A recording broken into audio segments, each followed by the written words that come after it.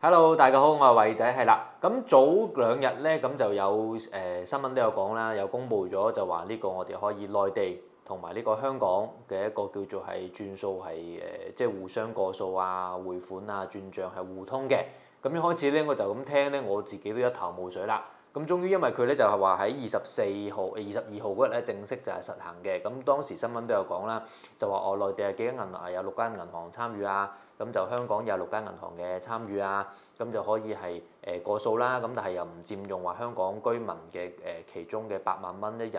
嘅匯款又唔佔用嗰個額度嘅喎，可以直接用呢個轉數快咁就轉翻落內地嗰度嘅。咁可以用嚟就支付嗰啲日常嘅一啲雜費啊，譬如交水電費啊、交學費啊、交醫療費啊，或者係出糧都可以嘅，係啦。咁呢啲我都明啦，咁就但係咧就始終就聽唔係好明佢要點轉，咁 OK 啦。咁終於我哋喺呢個22號之後，佢正式實施之後咧，咁我哋就自己試咗一次，無論係呢個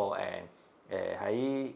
香港轉落內地，定喺內地轉去香港。我哋都試咗一次，咁啊終於都明白其實呢個係點樣嚟法㗎啦。OK，咁同大家講下先。咁首先嘅話咧，我哋內地咧，咁就有幾間銀行係參與咗嘅。咁分別咧就係我哋內地嘅叫做4大銀行啦，咁即係中國銀行啦、建設銀行啦、工商銀行啦，同埋一個農業銀行，外加一個招商銀行同埋交通銀行嘅。咁呢個咧就係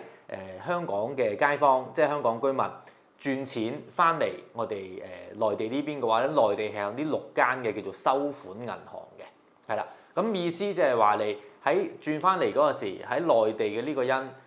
佢有6間銀行其中一間嘅叫做係其中一個嘅 account， 咁先可以收到你呢筆錢嚇。咁其實係點操作咧？撳入去個轉數快嗰度啦，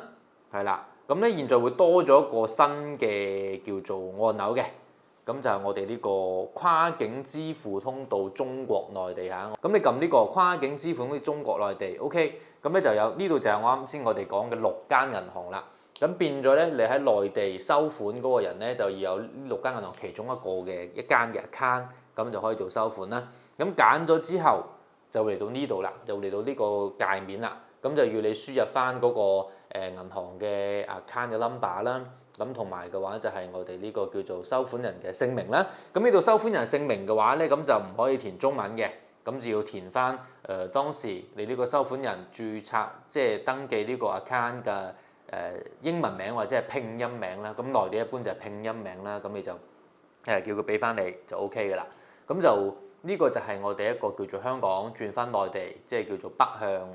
嘅一個資金。如果我哋內地嘅居民匯錢翻出去嘅話咧，咁其實單日就冇限額嘅。咁因為咧，如果香港匯翻嚟內地嘅話，單日就限1萬蚊，即係1萬蚊一日啦。OK，咁如果我哋係我哋內地匯款出去香港嘅情況下咧，咁就單日係冇限額嘅，但係咧會有個 limit 嘅係幾多咧？就係按照翻我哋依家內地嘅叫做係外匯管制個 limit 就係5萬蚊美金一年，係啦。咁按照依家嘅匯率大概就35萬人民幣左右啦。咁換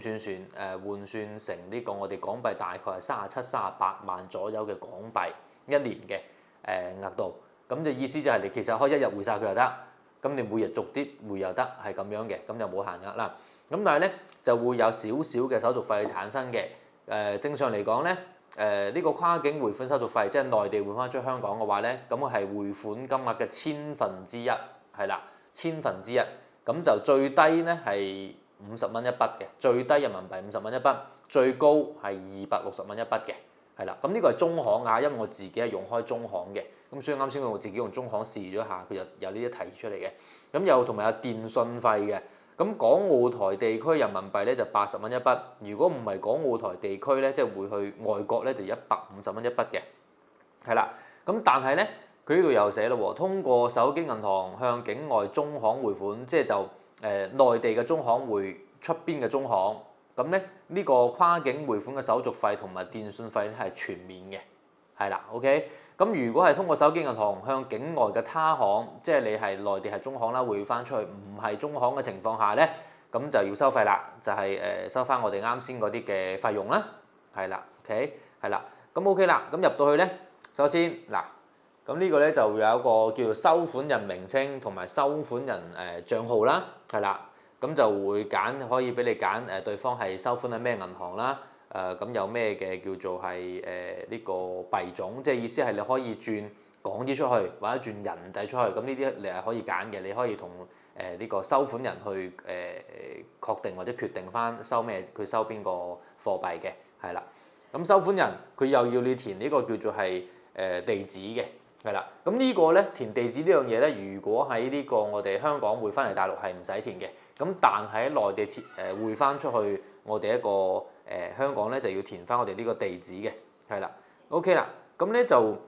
填完呢個之後咧，咁就可以要填翻你自己匯款人，即係譬如係我匯款出去啦，咁匯翻我自己嘅地址，呢啲都要填嘅，係啦。咁就另外嘅話就冇啦。咁就如果填完晒呢啲嘢，咁就可以正式匯款啦。咁如果係相對起身嘅話咧，咁其實香港轉翻內地其實就會方便好多嘅，係啦。咁其實咧呢個當然非常之好啦。咁就證明其實呢個叫做我哋叫兩岸啦，即係香港啊、澳門啊同埋內地嘅叫做一啲關係其實越嚟越密切啊，或者叫做越嚟越融洽啦。咁呢個非常之好嘅。咁其實咧出呢個之前嘅話咧，其實都可以有方法係匯到錢翻嚟㗎啦。咁但係就首先要有自己有個大陸 account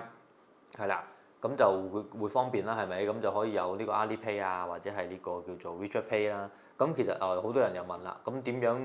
我開咗個戶口啫，但係我點可以轉錢入我內地戶口咧？咁其實通過我哋 Alipay 其實就可以做到㗎啦。咁其實你 Alipay Hong Kong，咁你有綁你嘅叫做香港嘅 account 啦，咁其實就可以通過你 Alipay Hong Kong 就轉港紙。去到一個你嘅內地嘅 Alipay 度，咁佢已經自動轉成會換成一個人民幣人仔㗎啦。咁你跟住你就可以係通過我哋內地嘅 Alipay，跟住可以去消費或者轉賬俾其他人都可以㗎啦。不過呢個咧就會係都係有限額嘅，每日好似係2萬蚊，我記得嚇，每日係2萬蚊嘅，係啦。咁呢個亦都係可以做到嘅。OK，咁咧就關於我哋呢個叫做兩地匯款、跨境匯款嘅話題，咁就講到呢度。如果有咩唔明，可以喺評論區度提問翻我哋都 OK 嘅。咁我哋今個月時間差唔多啦，下期時間再見啦，拜拜。